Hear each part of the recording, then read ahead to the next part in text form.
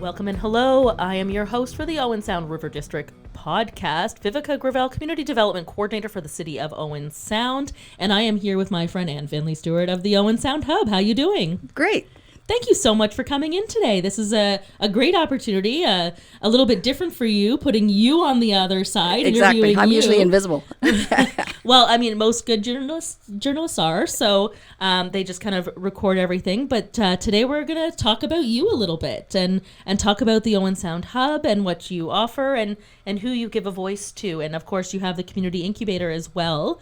So we will touch on that. And I'm going to throw it over to you, introduce yourself, introduce your business and what you do and all of those kinds of things. Okay. Well, the Owen Sound Hub is an online newspaper. It's been around since 2013. It was started by a former editor of the Owen Sound Sun-Times, who's gone on to other and greater things.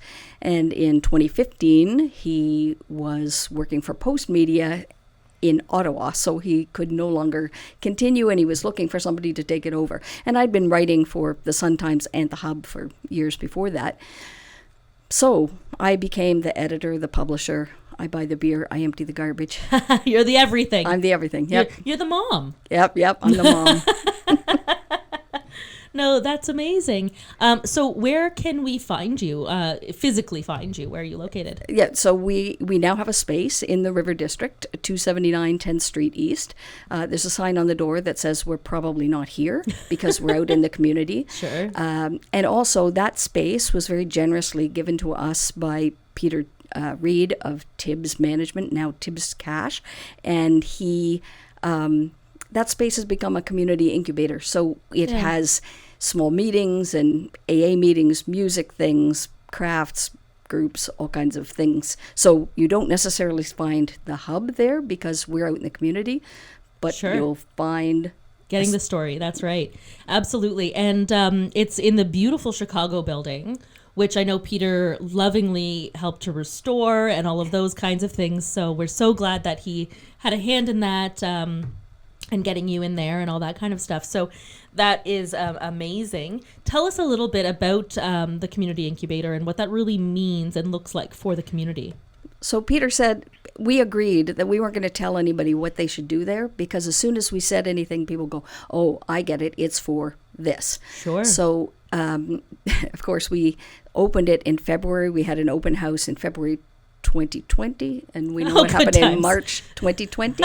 So immediately it became my office and an office for a small business.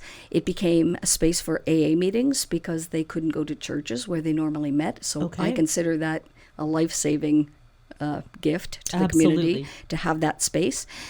But it's available for all kinds of things. So as I say, there have been a wide variety of things there, and we've accumulated things, a button maker and a laminator and a sewing machine and things like that. So it can be whatever the community needs it to be. It's just a small, it's not that small, but it's a one storefront space that people can use. They can book it. Somebody just contacted me. They are a proctor for the Mensa exams. For the which is for people who think they're very smart and are very smart, and she just needed a space to have an exam. We had a homework club from the English classes, the ESL classes. We had a homework club there. We've had other meeting groups. We've had an art exhibit for Orange Shirt Day. So it really anything. Yeah. It can be whatever the community needs it to be. That's so great. It's so lovely to have really flexible and dynamic spaces like that in our community and in the River District for sure. And it has a bathroom and it's accessible and it has parking. So during when it was really hot, we just put a sign outside that said, come on in for a drink of water and a conversation and use the bathroom. And it's a safe space for anyone. Exactly. Yeah, it's definitely a safe space. Excuse me, just taking a sip of water there. No, that's incredible that it is available for anybody. How do they get in touch in terms of booking that and utilizing the space? Right. So the Owen Sound Hub is involved with that. So on the owensoundhub.org website is our contact information, which is really just owensoundhub@gmail.com, and we book people in. Because of Peter's generosity, we don't have a rent. We take donations. AA is very, very solid about that.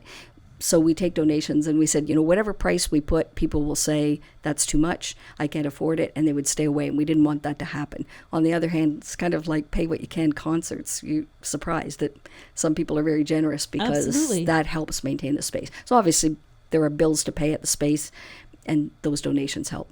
Of course. No, that's incredible. So is there anything coming up of note that... Not in the incubator space. Of course, we have a municipal election coming up. So it will be used. It'll be used by campaigns or groups that want to organize or whatever.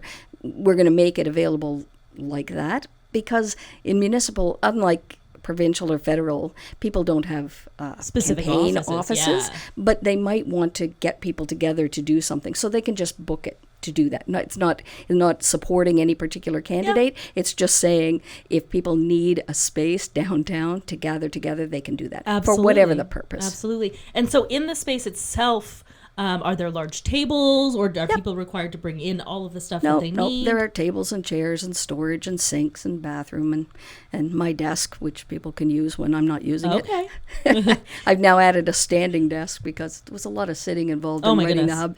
Yeah.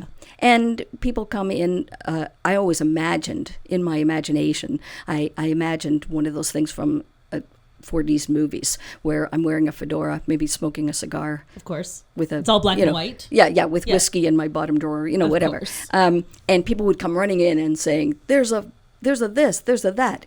And I'm amazed when I am in the office. That's exactly what happens. Really? People come in and they say, did you know about this? Or I'm concerned about that. Or and then that's how stories on the hub. We were talking earlier about the fact that many of the stories on the hub are mandate is to build community and to amplify voices who don't always get a microphone like this. That's what the hub allows. Michael always imagined it as a place where people could bring their own stories. And not to criticize any of my colleagues in media, but there are restrictions on all media that don't exist as much in an online presence. So it just sort of expands the ability of people to tell their own story. Absolutely. So let's actually, you said something that was interesting. There's no restrictions and things like that as much.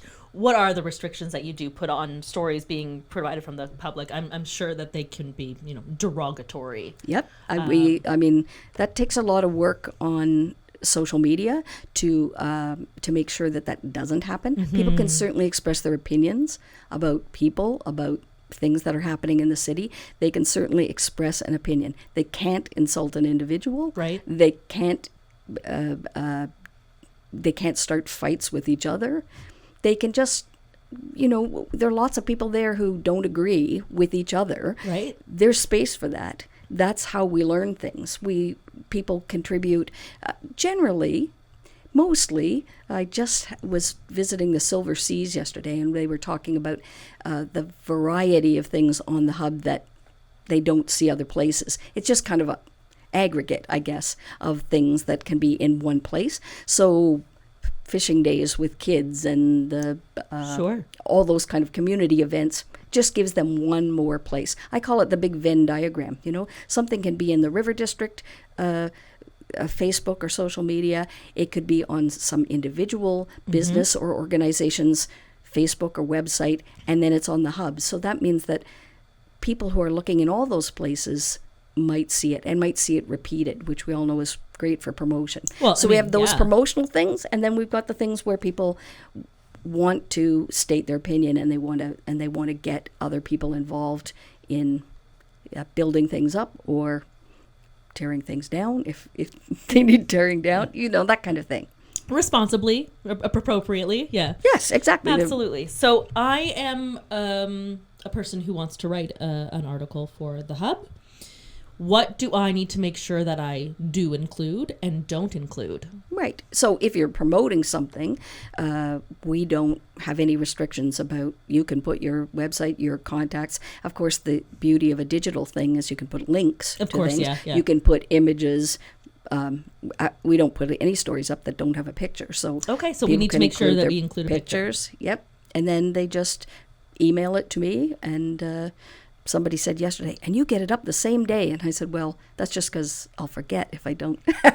Yeah, I mean, there's something to be said about it all being digital. I mean, it makes the process of getting from point A to point B a little bit more quick than having to, do other things. Absolutely. Those kinds of things.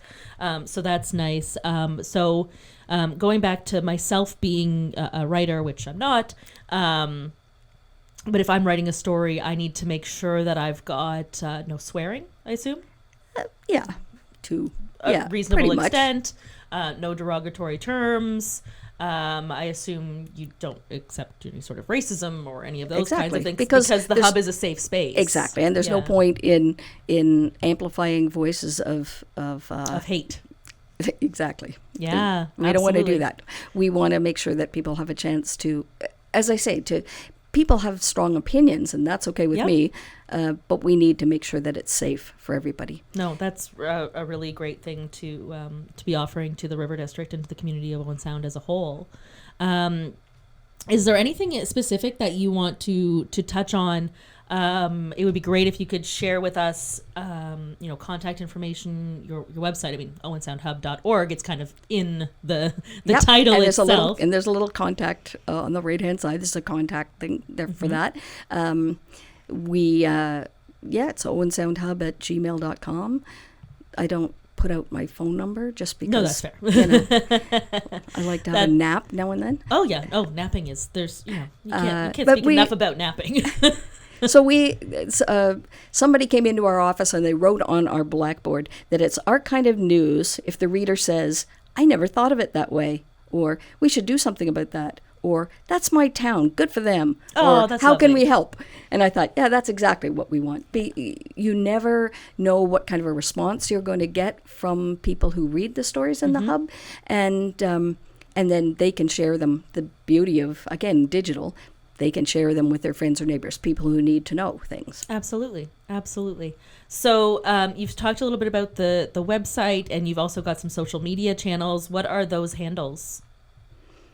So what are the names of your social media? Yes, that's a good question. Owen Sound Hub is the Facebook page, and then there's something called the Hubbub, which is a Facebook group, which we often use to share other people's. Owen Sound Hub pretty much has things that we've created. Yeah. The Hubbub is things that we would share from other people's It's a bit of a subreddit. Is it? Is it a subreddit? Yes. Thank you. A subreddit. Thank you, Viveca.